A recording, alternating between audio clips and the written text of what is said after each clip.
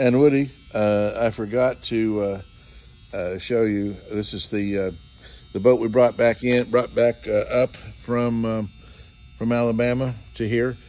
We have soaked this a couple of times, and then we've run the engine on dry land with what they call a fake lake for your cooling water. And then we took it to the lake yesterday, anticipating putting it in a covered slip where we can invite people to come run the boat. And the carburetor needs to be rebuilt. The carburetor, the needle valve in the carburetor, float valve in the carburetor kept sticking closed.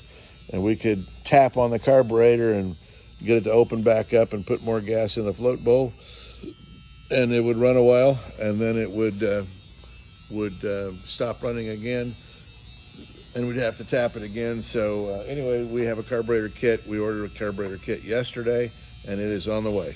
Thank you.